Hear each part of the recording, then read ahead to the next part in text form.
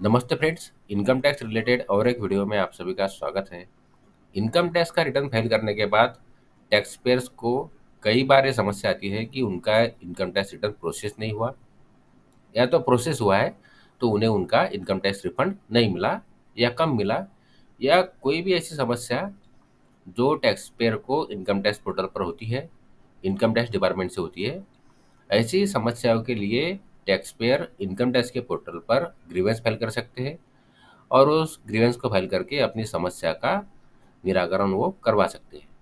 तो यह इस वीडियो में हम लोग समझने वाले हैं कि टैक्स पेयर्स इनकम टैक्स के पोर्टल पर अपनी समस्याओं के लिए ग्रीवेंस कंप्लेंट कैसे फाइल कर सकते हैं। तो इसके लिए हमें यहाँ इनकम टैक्स के पोर्टल पर लॉगिन कर लेना होगा, और लॉगिन करने के बाद हमें यहाँ ग्रीवेंस वाला ऑप्शन दिखाई देगा। इसके अंदर सबमिट ग्रीवेंस के ऊपर क्लिक करना होगा।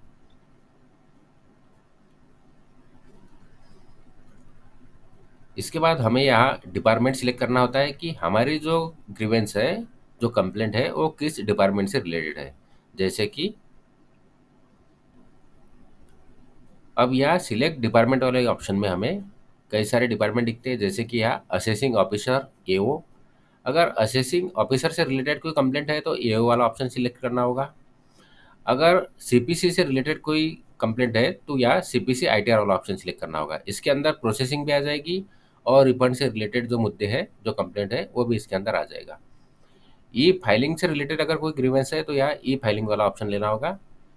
सीपीसी टीडीएस से रिलेटेड कोई ग्रीवेंस है तो सीपीसी टीडीएस, और सिस्टम से लेकर कोई ग्रीवेंस है तो यहाँ डीआईटी सिस्टम्स वाला ऑप्शन लेना होगा। हम यहाँ आईटीआर की प्रोसेसिंग और रिफंड वाला ग्रीवेंस के बारे में बात करेंगे, तो यहाँ हम सीपीसी आईटीआर वाला ऑप्शन सिलेक्ट करेंगे। इसके बाद हमें यहाँ कैटेगरी सिलेक्ट करनी होती है। तो यहाँ कैटेगरी के अंदर हमें कई सारे ऑप्शन दिखाई देते हैं, जैसे यहाँ डिमांड का ऑप्शन दिखाई दे रहा है। इसके बाद यहाँ आईटीआर वी की कैटेगरी दिखाई दे रही है।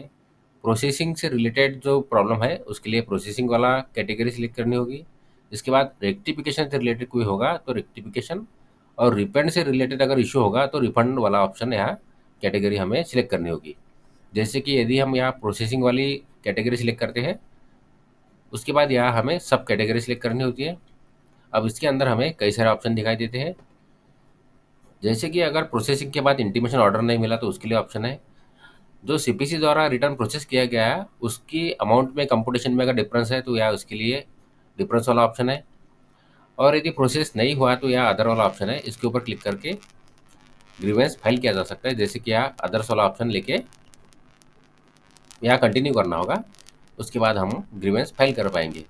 यही अगर रिफंड से रिलेटेड कोई कंप्लेंट है तो यहाँ प्रोसेसिंग की जगह पे हम कैटेगरी के अंदर रिफंड वाला ऑप्शन लेंगे, और इसके बाद हम यहाँ सब कैटेगरी के अंदर जाएंगे।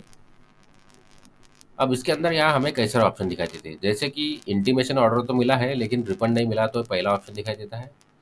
इसके बाद रिफंड से लेके कोई अलग समस्या है तो यहाँ अदर्स वाला ऑप्शन दिखाई देता है। इसके बाद नीचे आने के बाद रिफंड डिटरमाइन किया गया है लेकिन कम मिला है तो इसके लिए अलग से ऑप्शन है। इसके बाद बैंक अकाउंट की डिटेल सही है फिर भी रिफंड फेल हुआ है तो उसके लिए अलग से ऑप्शन है। इसके बाद रिफंड डिटरमाइन हुआ है बट मिला नहीं तो उसके लिए अलग से ऑप्शन है। रिफंड री इशू रिक्वेस्ट कर दी है फिर भी रिफंड नहीं मिला तो उसके लिए अलग से ऑप्शन है। तो जो भी आपका ऑप्शन है उसे आपको यहाँ से सिलेक्ट कर लेना होगा। जैसे कि यदि हम यहाँ रिफंड अदर वाला ऑप्शन लेते हैं, इसके बाद यहाँ कंटिन्यू करना होगा, और यहाँ असेसमेंट ईयर सिलेक्ट करना होगा जिस असेसमेंट ईयर के लिए हम ग्रीवेंस फाइल करने वाले हैं। इसके बाद हमारा जो भी ग्रीवेंस होता है, जो भी हमारी कंप्लेंट होती है, उसका डिस्क्रिप्शन हमें यहाँ लिखना होता है। यहाँ हम 3000 कैरेक्टर्स लिख सकते हैं। यहाँ डिस्क्रिप्शन लिखने के बाद हमें नीचे आना होता है, और यहाँ हमें कुछ डॉक्यूमेंट्स अटैच करने होते हैं। जैसे कि यहाँ लिखा है फॉर्म 1616A चालान की कॉपी, अगर डिपार्टमेंट से कोई ऑर्डर मिला है तो उसकी कॉपी, और यहाँ अदर डॉक्यूमेंट्स। तो जैसे कि हमारा आईटीआर की कॉपी होती है या हमें जो इंटीमेशन मिलती है उसकी कॉपी हम यहाँ अटैच कर सकते हैं। यहाँ डॉक्यूमेंट अपलोड करने के बाद यहाँ सबमिट ग्रीवेंस के ऊपर हमें क्लिक करना होता है। उसके बाद हमारा ग्रीवेंस सबमिट हो जाता है। ग्रीवेंस सबमिट करने के बाद हमें कुछ दिन वेट करना होगा। इसके बाद हमारे ग्रीवेंस का रिजोल्यूशन होगा। तो इस प्रोसेस को फॉलो करके टैक्स पेयर्स इनकम टैक्स के पोर्टल पर उनके इनकम टैक्स रिटर्न की प्रोसेसिंग से लेके रिफंड से लेके और भी कोई अगर उन्हें शिकायत है तो उस शिकायत के लिए यहाँ कंप्लेंट फाइल कर सकते हैं, जिससे कि उनकी समस्या का निराकरण हो सके। आशा करता हूँ इस वीडियो की जानकारी आपको यूज़फुल लगी हो। अगर इस वीडियो की जानकारी आपको यूज़फुल लगी है तो वीडियो को लाइक करिए, चैनल को सब्सक्राइब करिए। धन्यवाद।